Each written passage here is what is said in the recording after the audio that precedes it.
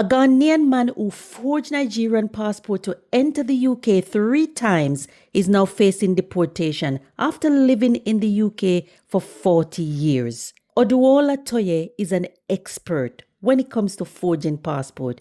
He managed to fool the authorities so many times. This man first arrived in the UK in 1987. That was when he was first convicted of deception under the name Sunday Ogundare.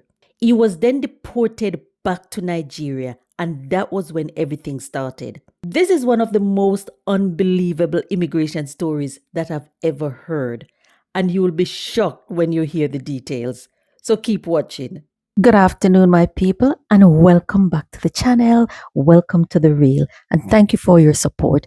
If this is your first time stumbling across this channel, you are very welcome. My name is Joy, and on this channel, we share real stories, real experiences of immigrants in the diaspora.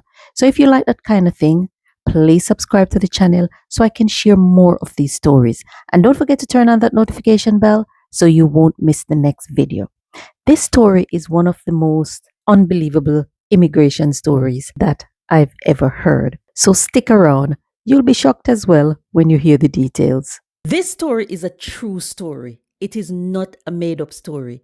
It was reported in one of the UK's major newspaper, The Telegraph, so you can all read it there.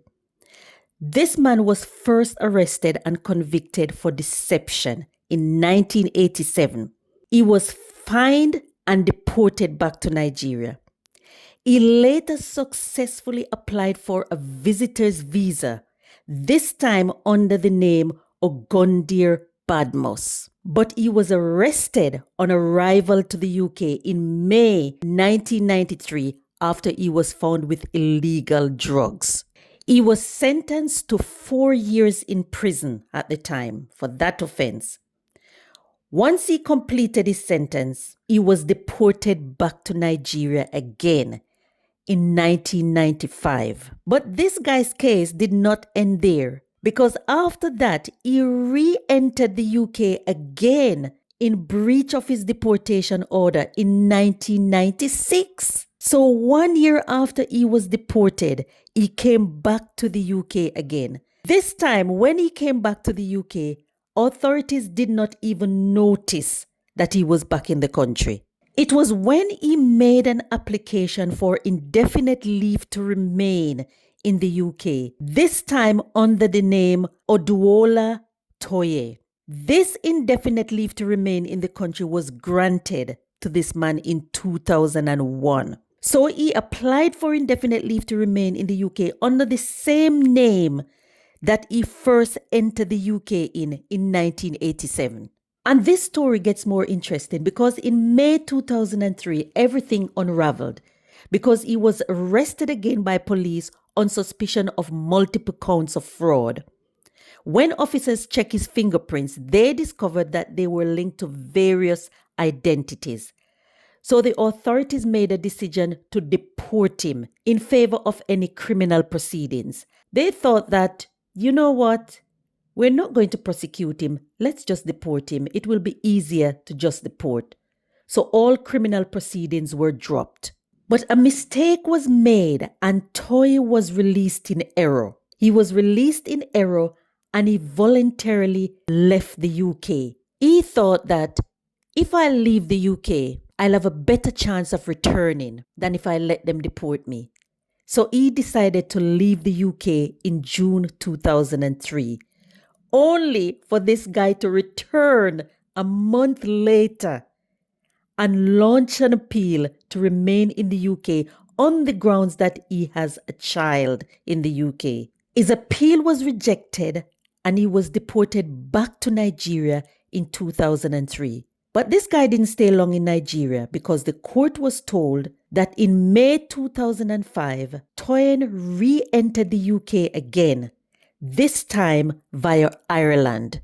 And yes, he was using a Nigerian passport, this time with the name Odesoji Babatunde. The authorities only noticed when police caught up with him in 2011 when he was served illegal entry papers. Toyin has lodged a series of appeals against deportation over the years. But according to the court, there was a delay in up to 11 years between his applications to revoke the order to remove him and the decision from the Home Office. The Home Office blamed the delay on Toyin's own action, and in particular, his use of multiple names and identities. So the Home Office was saying that the delay was down to Toyin's own action and his use of multiple names and identities, and that made it difficult for them to even track him down, to find him, to deport him. At the time, the judge ordered that Toyin should not be deported back to Nigeria because he has shown that he has changed, that he is now a father, so deporting him would be in breach of his right to family life. This guy is an expert.